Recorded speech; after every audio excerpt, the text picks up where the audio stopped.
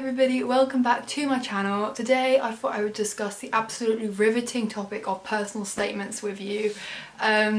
I'm also really hot in here, so if I look a bit red, that is why. I'm going to talk to you guys about personal statements. I know a lot of people have just broken up from school, so this is probably not brilliant timing, but hopefully this will be quite useful for you. I feel like most people who have done personal statement videos on YouTube apply to Oxbridge, and I feel like Oxbridge, if you're applying there, places a lot of emphasis on the personal statement, so you kind of write your personal statement knowing you're going to apply to Oxbridge, so it does affect how you write it. So I feel like it would be quite useful for someone who didn't apply to Oxbridge to do this video, because the vast majority of people don't apply there, and when you're not applying to Oxbridge there's far less pressure that you need to put on your personal statement, I think.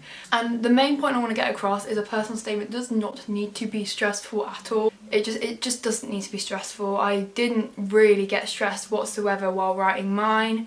The only stressful thing about mine was chasing up teachers to read it. Obviously I am filming this video in July, which will probably go up in July as well. That does not mean you need to write your personal statement in July. You can write it when you get back to school, you can start it over the summer but not really like finish it, whatever. It doesn't matter. I just kind of think it's good to put one up now, so people who do want to start making one, start writing it now, kind of have like someone to give them some advice other than teachers, I guess.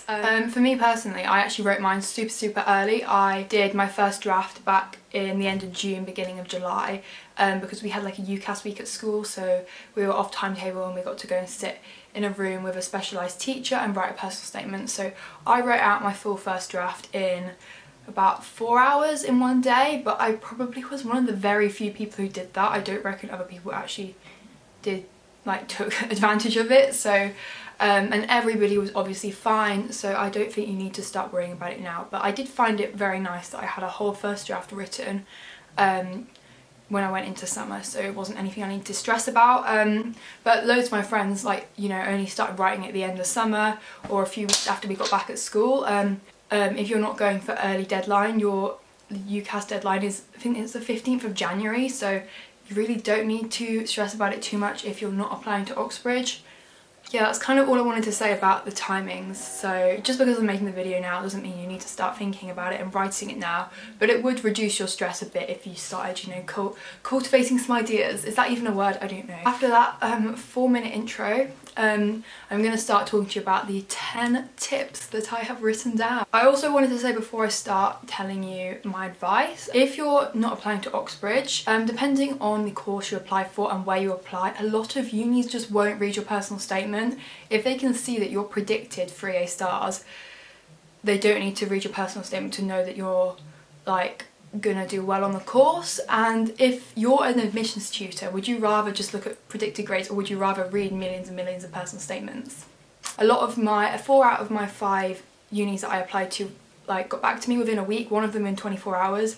I highly doubt they read my personal statement, but I was predicted 3A stars, which I won't achieve, lol. But if you've got good predictions, your personal statement is just like a backup, I guess. It's not something you need to worry about too much, because I can guarantee, if you're an admissions tutor, you're not going to want to read every single personal statement because it is a lot of effort. But then for the more competitive universities, they will obviously look at your personal statement, and those where they want to choose who to interview, etc. I wasn't going to be interviewed for my course, so I was okay. Number 1, the best way to reduce stress about it, which is probably why I didn't suffer with stress at all, is to just get a first draft done as soon as you can. So as I said, I wrote mine during UCAS week within about 4 or 5 hours, and then I just had it there for the whole summer. Then you can kind of build around it if it works for you, rather than doing it in one massive chunk. If you'd rather split, up say 20 minutes per day for a couple of weeks and then just get your first draft written, that is equally as useful. As long as you have it there, you can change it and modify it and show people it and give them opinions if you've got something down. If you've not got anything down, you can't really ask advice. Yeah, and also your first draft is never going to be that good. Mine actually didn't end up being too different from my final version, but obviously there's going to be tweaks. So when you're writing your first draft, it doesn't have to be perfect. You just want to get your ideas down on the page. Also, it's so much less daunting to write a personal statement once you've got your first draft done, because I feel like when you're presented with a blank sheet of paper, it's just like I have no idea what to write. So if you just start writing down ideas and get a draft done, it will reduce your stress and whatever you're feeling about it significantly. Yeah, so I think the best way to kind of plan it, I guess, is to obviously, hopefully you'll know what you want to study. If not, you've still got time to work that out. But if you know what you want to study, I think the best way to kind of start planning it out is to write down any sort of wider reading or wider knowledge you have of the subject. So, for example, any documentaries you've watched, anything in class that you found really interesting that you've decided to like further read into, I guess. Further reading you've done, I didn't do any further reading at all. And TED Talks as well, actually TED Talks are brilliant.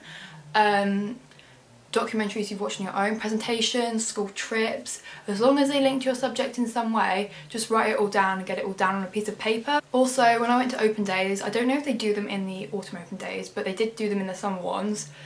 So many universities did taster lectures, so much of my personal statement was made up of taster lectures I went to on open days. So honestly, all this wider reading really didn't require any effort whatsoever if you were smart about it.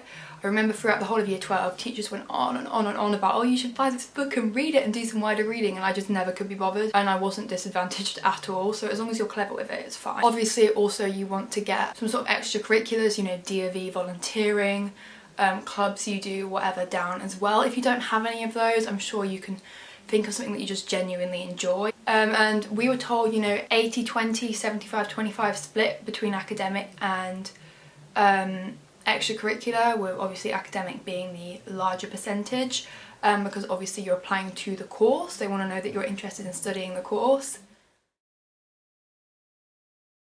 Once you've got all your kind of stuff that you've done down, you can start to collect it up into themes, just like things that will link nicely together in a paragraph, and that's kind of how I worked out what my structure was going to be. So for me, psychology, stuff like social psychology things that I'd done, I kind of grouped together in a paragraph, and things in history that I'd done that kind of linked to psychology, I grouped together in a paragraph. And you don't obviously need to use everything. You might notice there's gaps that you could fill in by just, you know, watching a documentary or just reading an extract from a book in the library, or whatever you need to do to get that filled in. But obviously you're not going to use everything, which is sort of frustrating at the time, because, you know, you want to feel like all the efforts you put in are going to pay off in your personal statement, but you have only got 4,000 characters, so you physically probably can't talk about everything. Like, even me, who put in no effort to wider reading at all throughout the year, had to cut out a lot of stuff. So once you've got stuff into kind of sections, I guess you can start writing them. You know, talk about the thing you've done, what that taught you, what it made you think about, thoughts that it provoked. This led me on to read this. I feel like you've probably been told about this sort of stuff at school, but I'm sure you guys know about kind of how you write it. I found that super useful. That's one of the first things I did when I wrote mine. I feel like we were told that the introduction is the hardest part, so if you really don't want to write the introduction, you just want to get straight into the paragraphs, and just do that and do the introduction at the end. Also, something really, really important, please don't obsess over character count and the amount of lines you've got. I think it's 4,000 characters and 47 lines. Do not obsess over that at all. It's because it will just hold you back from writing what you want to write and getting your ideas down on the page. So write exactly what you want to write. You know, you could even be 1,000 characters over, whatever. It's actually really easy to cut it down once you get into the knack of it.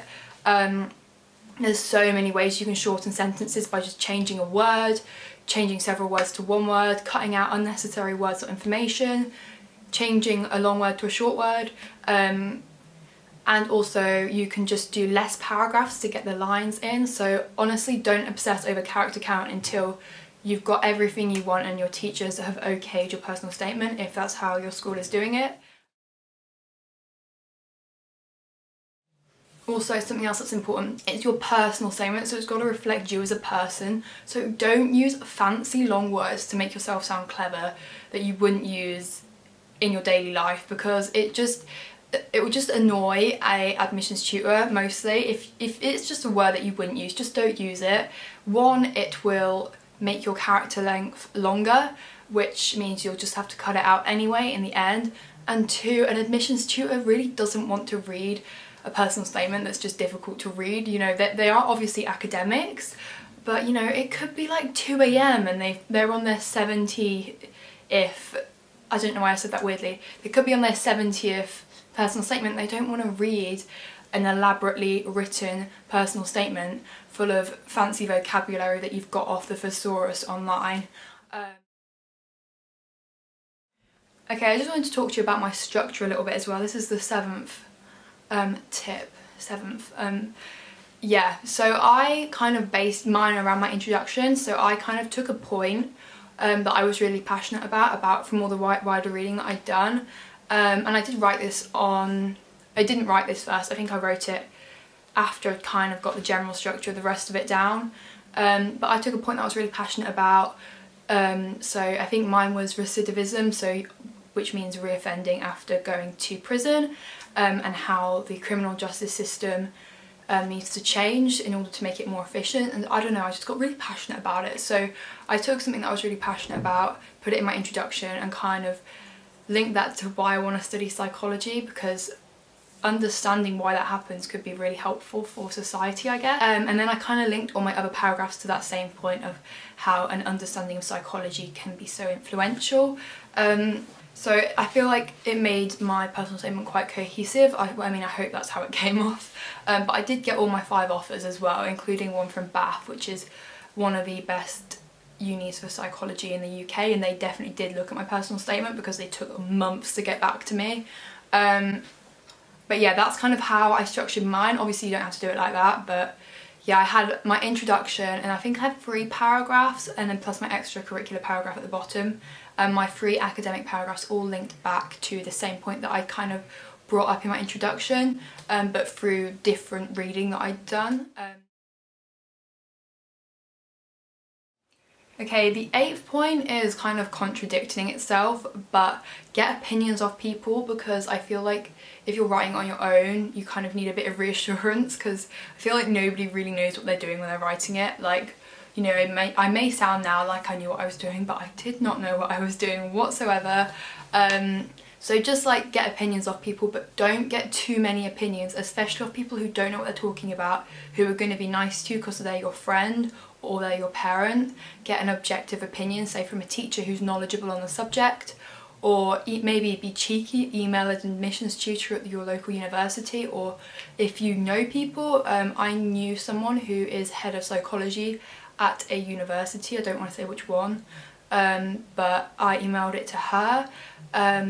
I had my dad read it because obviously he was an admissions tutor. So get opinions, but not too many opinions, and opinions who know what they're talking about, so you're not going to get too many contradicting opinions, and it will just cause unnecessary stress if you ask too many people with different opinions. So just make sure you're asking people who know what they're talking about. And obviously the personal statement will come down to personal opinion. Not everyone will like it, but I think sometimes it can be objectively seen if it's good or bad. So say if your parents don't know anything about personal statements, don't ask them to read it, because they won't know if it's good or not. They won't know what a uni's looking for. They could tell you to do something that you actually shouldn't do. So yeah, if you get me, just don't ask people who don't know about it, or people who won't be honest with you or will be biased, etc. Also super helpful to swap personal statements with people in your year who are applying to similar courses. One of my close friends was also applying to psychology, so we read each other's, so that was also quite useful, so we could give each other advice, tell them what we liked, what we didn't. Right, and then something that I did a little bit, but you don't really need to do, to be fair, for the 9th tip is I found a website online that has loads of example personal statements on it. Some of them were shockingly bad, but it could actually, you could like read through lots of different types of structures, lots of ways in which people did it. You could see the bad ones, good ones, and I think there was something on, I can't remember what the website was called, it might have been Marked by Teachers. No, it wasn't that. It was a Student Room or something, but it told you what universities they applied to as well, so you could kind of see where they were aiming. They're not always going to be good, but it can, if you just read like several, you can just kind of start to see how the structure would work, and differences between personal statements, and you can kind of start to see which ones are good and which ones aren't, and what kind of standards you need to be aiming for, if you are aiming for a high standard, that is. Also what to avoid, like when you're reading it without ever having seen it before, you'll kind of notice things that the person who wrote it may not have noticed that were not good, and things that you can avoid in your own personal statement. I also feel like we were told quite a lot, I feel like you guys probably will have been as well. There's loads and loads of phrases that are used so much, and UCAS like kind of scans all the statements, I guess, and it got the frequency of all these phrases. I'll put them on the screen if I can find them, but basically there's loads of cringy phrases you should avoid, like ever since I was younger I've always wanted to be a doctor. Admissions tutors don't want to read that, they're just gonna like fall asleep. You don't want to sound cringy or lie, which is kind of my 10th tip. Admissions tutors have read these statements for years. They know when you're being cliche and acting overly passionate, like no one's that passionate about their course, are they? I don't know, but yeah, you don't want to sound like you're being fake or you're overselling yourself, you're over the top. So just keep it a bit more toned down.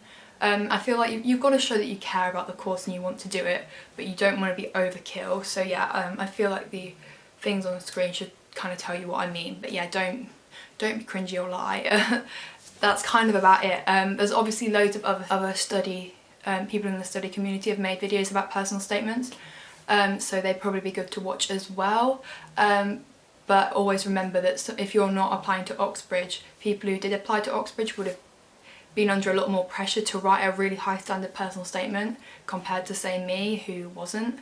But yeah, obviously it's still a very important piece of writing, because if it is read, it can kind of, it's basically how you sell yourself when it's read, but obviously it won't always be read at a lot of universities if you have high predicted grades. Yeah, that's kind of all I wanted to say. I'm sorry for talking about personal statements in summer when everyone's just got off of school, but you know, it's a good time to start thinking about it. With that being said, I will end this video. I hope you guys have found it useful and helpful. Thank you so much for watching, and I will see you whenever I next see you. Bye!